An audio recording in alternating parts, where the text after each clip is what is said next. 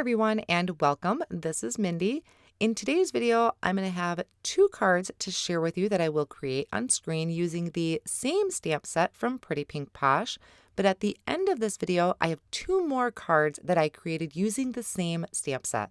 The stamp set name that I'm going to be using is the XOXO Stamp Set and also Coordinating Die. This is part of the Pretty Pink Posh January 2023 release. I'm going to be using the XOXO die. So the first thing I'm doing is centering this on a piece of white cardstock, and I'm going to hold that down with some Post-it tape and run that through my die cut machine. So what that does is creates a window on the front of my card. I did use 110-pound cardstock, so it's a pretty heavy-duty cardstock, and I'm going to save those die cut letters for later on. Now the first thing I wanted to do was turn a card into a shaker card. I love making shakers, and this one was perfect because there's so much window space there. So I have a piece of acetate cut to the same size as my front panel, and I'm lining the back of my panel with some double-sided adhesive tape. So I covered the area, and I'm taking my tape runner and adding it to those little areas in between the letters. That is better than liquid glue. I don't want liquid glue to kind of spill over onto my acetate. So once I remove the backing of that double-sided adhesive, I can place my acetate over the top and then just smooth over that with my hand. Next, I'm going to create the well for our shaker. So this is where our sequins or any of our shaker bits are going to sit. So I started by adding that foam tape right around the XOXO window that I cut out. Now, when you're doing this, you want to make sure your foam tape is touching. We don't want any open areas where our shaker mix can fall out. And then I added foam tape around the top and the bottom because I want to make sure the rest of the card is supported. I also added little pieces of that foam tape in between the letters for stability as well. Now I'm taking this Valentine's Day mix, and this is some clay confetti from Pretty Pink Posh. It has these different colored hearts in here, even some little like pink peppermints. And I'm sprinkling this in my window. Now, normally with a shaker card, you would do 2 layers of foam tape to really give your shaker bits room to move. I'm just going to do 1 layer of foam tape, and this turns out really cool. So what I like to do is I tape the corners down. And the reason I'm doing this is because whenever I remove the backing of the foam tape, my cardstock tends to kind of curl up a little bit. So by taping those corners down, it's going to secure that down and make sure nothing is curling up on me. I'm using my craft pick to remove the backing of that foam tape. And then I'm taking this pink sand cardstock from Spellbinders and I'm placing this over my exposed foam adhesive. Now I can go ahead and remove that tape from the corners that I had held my cardstock down with. And when I flip this over, you're going to notice that there's not a lot of shake to this. It actually comes out really cool because those clay confetti bits, they're kind of just stuck where they are. And I think that fills in the area nicely. Now I did save these extra pieces that go in the middle of the O. So I used my positive piece as kind of a guide to put that in. And I'm using just a little bit of liquid glue to attach those little pieces in the inside and just kind of complete my letters. You just want to be careful when you're adding your liquid glue that there's not too much liquid glue on there because you don't want that to spill over onto your acetate. So I kind of dab it off a little bit with my finger. So now when I remove this, I can give this a shake and you're going to see, like I said, there's not a lot of shake to it, but I really like how this came out. I just made sure that none of the clay confetti was sitting on top of each other. I made it all 1 layer. I'm going to work on a smaller sentiment for the front of my cards. Now I do plan on making 2 cards, so I'm going to go ahead and stamp 2 sentiments right away. I have some black licorice cardstock here in my Misty tool that I'm prepping with an anti-static powder tool. And then I'm going to ink up these sentiments with some white pigment ink, stamp them down, and if I need to, I can ink them up again and stamp it again. You just don't want to push too hard on these sentiments because you don't want to squish your sentiments. You want to still be able to read them. So just inking them up, stamp it down gently, and that's the beauty of having a Misty is you can stamp these as many times as you need to. Then I'll take this over and I'm going to sprinkle on some white embossing powder, tap off my excess, and now that my heat tool is nice and hot, I'm going to bring that over and melt my embossing powder. I want to make my black cardstock as black as can be, so I'm taking a Swiffer cloth and I'm buffering over that. And then I also sometimes like to bring in an eraser and just go around that, and that really helps remove a lot of that powder. I'll take these over to my mini paper trimmer and I'm going to trim these down into a thin strip so that I can place this over the front of the card without it taking up too much space.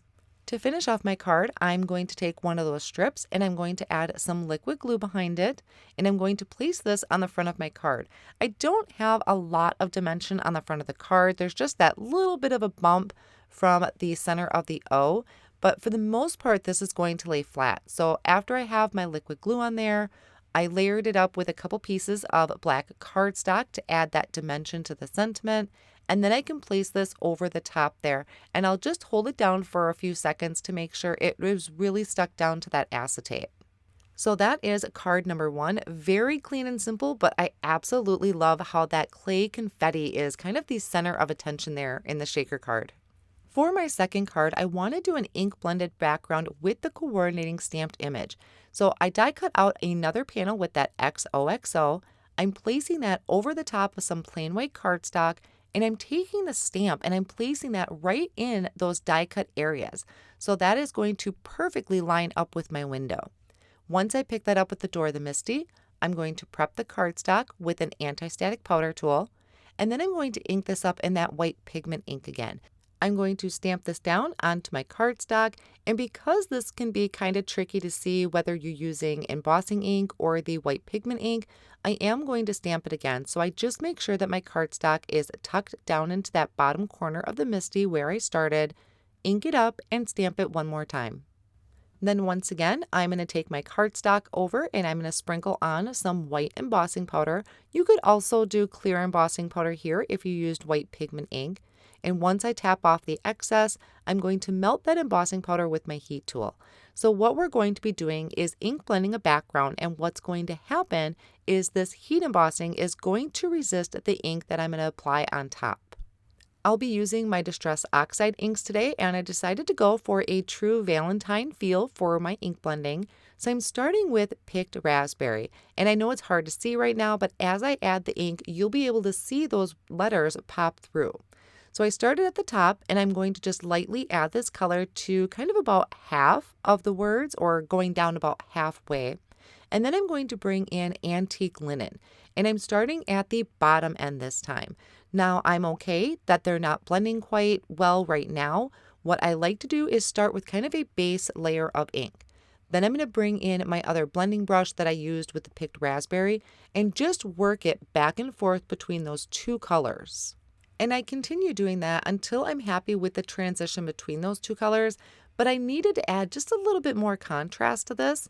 So I'm bringing in Wilted Violet there at the very top. I want to make sure that that purple is actually covering over the top of the letters, because we're not going to see anything below or above those letters. So once I add the Wilted Violet, I just go back and forth between my colors, and then I can take a paper towel and just buff off any of that excess ink that's sitting on top of that heat embossing. This time I am going to add some foam tape behind that front panel or my window panel, but I'm only doing it for dimension. I'm not going to turn this into a shaker card. The reason I'm not adding shaker or making this a shaker card is I wanted to keep the focus on the letters themselves and the ink blending.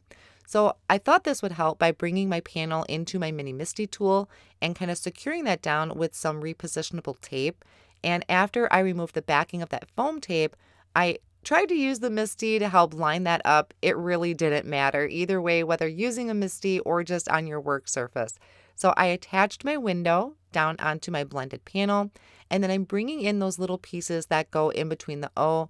And I'm not going to worry about popping those up. Those are pretty skinny areas, so I just glued them straight down to the front of the card. I have my sentiment here that I had created before. I added a couple black foam squares in between the areas that are going to be in the window of the card, and the other areas that are going to lay over the top of the card or my front panel, I just added some liquid glue to.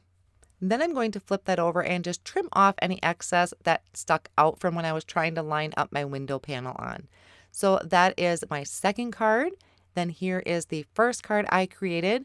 And I have a couple more cards I want to share with you. This one is one of my favorites, where I just die cut those letters out of some glitter cardstock. I'll have it linked down below. I can't remember the exact name, but I love it in that glitter and then that rainbow strip in the background.